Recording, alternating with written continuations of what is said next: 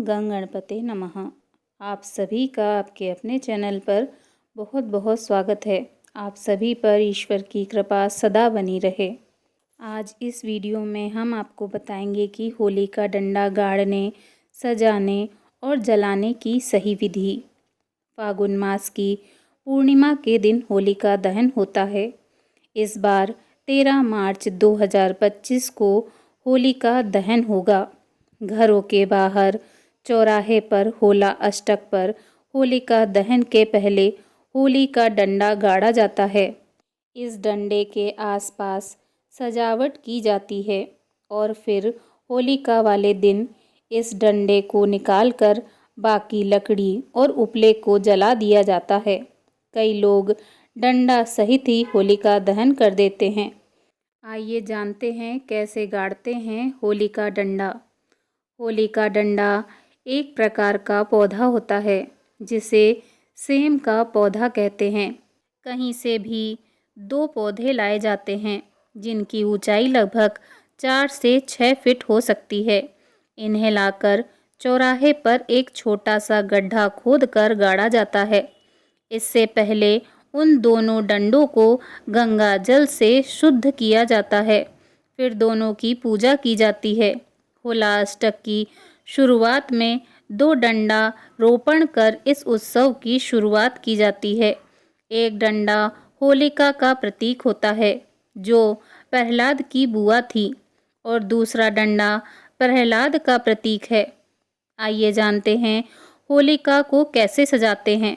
होली के डंडे के आसपास पहले उपले यानी गाय के गोबर के कंडे जमाए जाते हैं।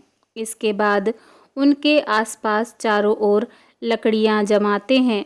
लकड़ियां जमाने के बाद उनके आसपास भर भोलिये जमाए जाते हैं। भर भोलिये गाय के गोबर से बने ऐसे उपले होते हैं जिनके बीच में छेद होता है। इस छेद में मूंज की रस्सी डालकर माला बनाई जाती है। एक माला में 7 भर भोलिये होते हैं। डंडों के इर्द गिर्द गोबर के उपले, लकड़ियाँ, घास और जलाने वाली अन्य चीज़ें इकट्ठा की जाती हैं और इन्हें धीरे धीरे ऊंचा और बड़ा किया जाता है। अंत में इसके आसपास रंगोली बनाते हैं। फिर रोशनी करते हैं और होली के गाने बजाए जाते हैं। अष्टमी से पूर्णिमा तक डंडा गड़ा रहता है जब तक पूजा पाठ होते रहते हैं। आइए जानते हैं होलिका दहन कैसे करते हैं। फागुन मास की पूर्णिमा की रात्रि को होलिका दहन किया जाता है। होलिका दहन के पहले होली के डंडे को निकाल लिया जाता है। उसकी जगह लकड़ी का डंडा लगाया जाता है। होलिका दहन के शुभ मुहूर्त के समय 4 मालाएं अलग से रख ली जाती हैं। इसमें एक माला पितरों के नाम की, दूसरी श्री हनुमान जी के लिए, तीसरी शीतला माता और चौथी घर परिवार के नाम की रखी जाती है। इसके पश्चात पूरी श्रद्धा से होली के चारों ओर परिक्रमा करते हुए सूत के धागे को लपेटा जाता है। होलिका की परिक्रमा 3 या 7 बार की जाती है। इसके बाद शुद्ध जल सहित अन्य पूजा सामग्रियों को एक एक करके होलिका को अर्पित किया जाता है।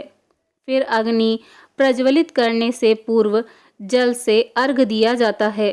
होलिका दहन के समय उपस्थित सभी पुरुषों को रोली का तिलक लगाया जाता है। अगले दिन सुबह थोड़ा जल छिड़क कर होली को ठंडा भी किया जाता है। कहते हैं होलिका दहन के बाद जली हुई राख को अगले दिन प्रातःकाल घर में लाना शुभ रहता है। अनेक स्थानों पर होलिका की भस्म का शरीर पर लेप भी किया जाता है। आइए जानते हैं पूजन सामग्री की सूची। प्रहलाद की प्रतिमा, गोबर से बनी होलिका, 5 या 7 प्रकार के अनाज जैसे नए गेहूँ और अन्य फसलों की बालियाँ या सप्तधान्य, गेहूँ, उड़द, मूंग, चना, जौ, चावल और मसूर, एक माला और 4 मालाएं अलग से, रोली, फूल, कच्चा सूत, साबुत हल्दी, मूंग, बतासे, गुलाल, मीठे पकवान, मिठाइयाँ, फल, गोबर की ढाल, बड़ी फुलौरी, एक कलश जल आदि। होलिका दहन पूजन विधि। सबसे पहले होलिका पूजन के लिए पूर्व या उत्तर दिशा की ओर अपना मुख करके बैठें। अब अपने आसपास पानी की बूंदें छिड़कें। गोबर से होलिका और प्रहलाद की प्रतिमा बनाएं। थाली में रोली, कच्चा सूत, चावल, फूल, साबुत हल्दी, बतासे, फल और एक कलश जल रखें। नरसिंह भगवान का स्मरण करते हुए प्रतिमाओं पर रोली, मोली, चावल, बतासे और फूल अर्पित करें। अब सभी सामान को लेकर होलिका दहन वाले स्थान पर ले जाएं। अग्नि जलने से पहले अपना नाम, पिता का नाम और गोत्र का नाम लेते हुए अक्षत उठाएं और भगवान श्री गणेश जी का स्मरण कर होलिका पर अक्षत अर्पण करें। इसके बाद प्रहलाद का नाम लें और फूल चढ़ाएं। भगवान नरसिंह का नाम लेते हुए 5 अनाज चढ़ाएं। अब दोनों हाथ जोड़कर अक्षत, हल्दी और फूल चढ़ाएं। कच्चा सूत हाथ में लेकर होलिका पर लपेटते हुए परिक्रमा करें।